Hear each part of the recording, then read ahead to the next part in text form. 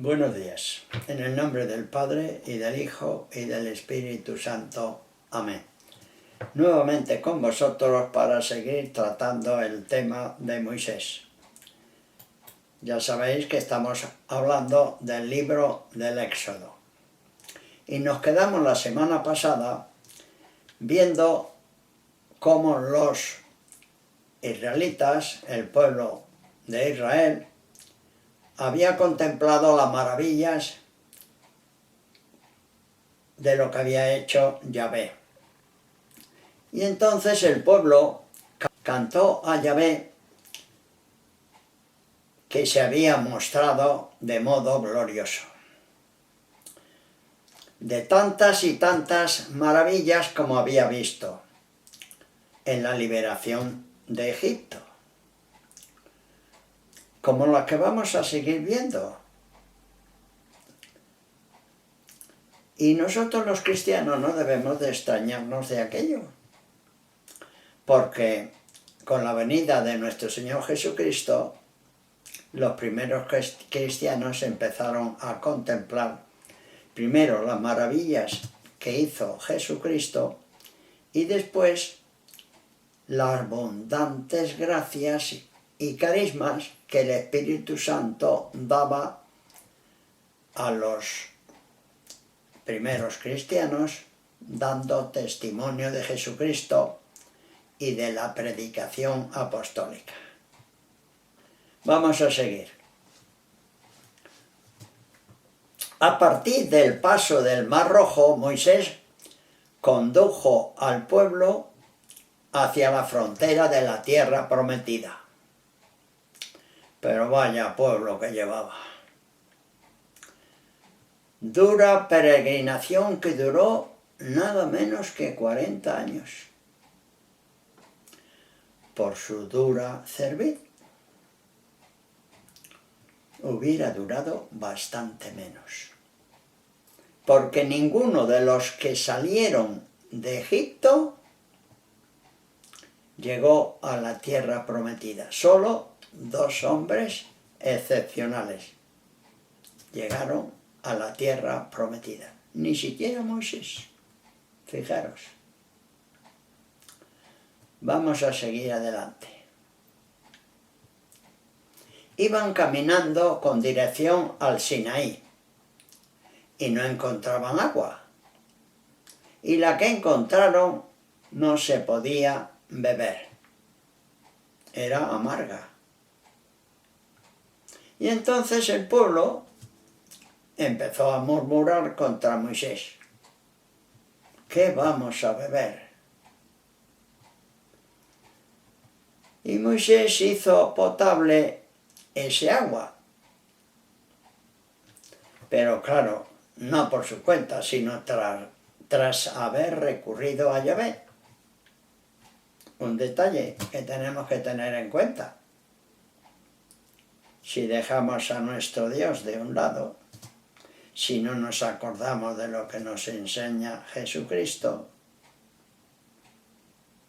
¿qué podemos esperar?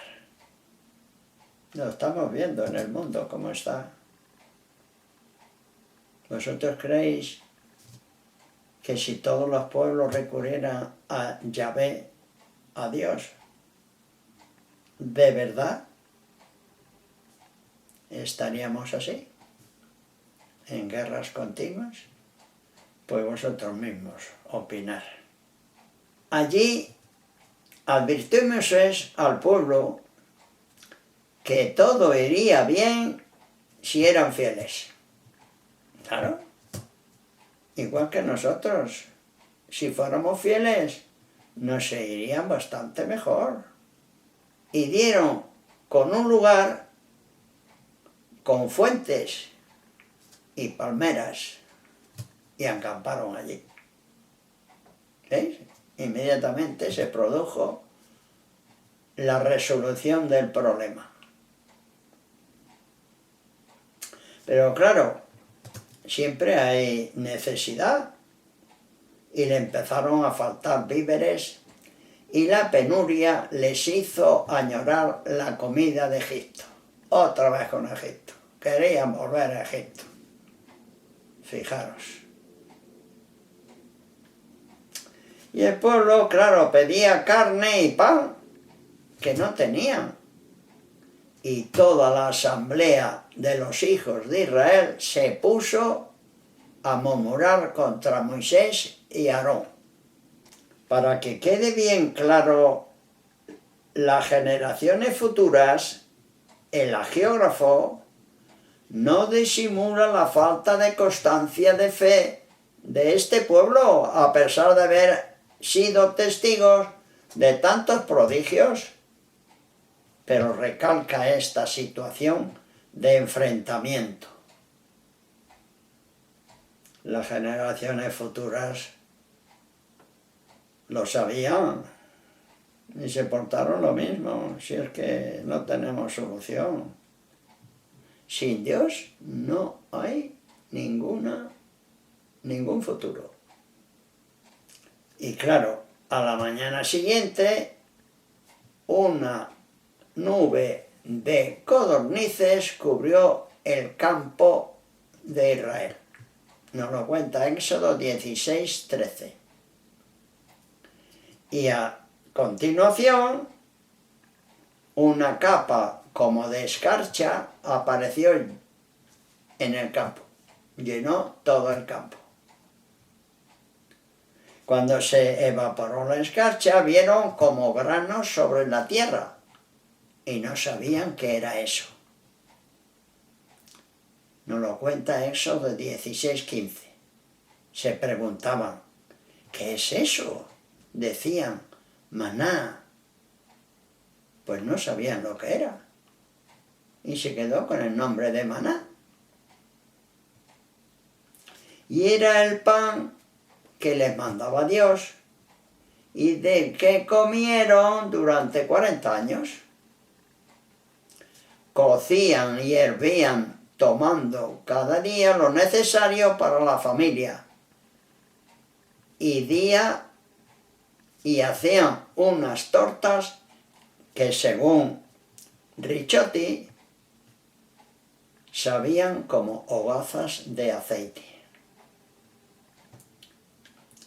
Y fijaros en una cosa, cuando por avaricia y desconfianza cogían más cantidad, esto para mí, yo voy a coger mucho para tener en abundancia. Y cogían más cantidad de la que les habían dicho, quedaba mermada esa cantidad y al día siguiente estaba llena de gusanos. ¡Hola! Si es que tomamos los caminos que queremos ser los más importantes, los más sabios, y no nos amoldamos a lo que nos cuenta Dios, a lo que nos pide Dios. Que es por nuestro bien. Que si cogemos camino diferente, nos vamos a estrellar. Y fijaros,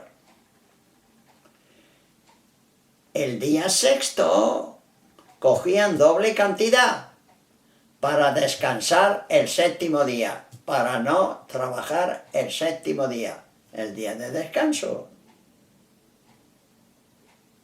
Y eso sí que no se abusa nada. ¡Hala! Claro. Si todo está en manos de Dios, es que no os dais cuenta. Todo, absolutamente todo.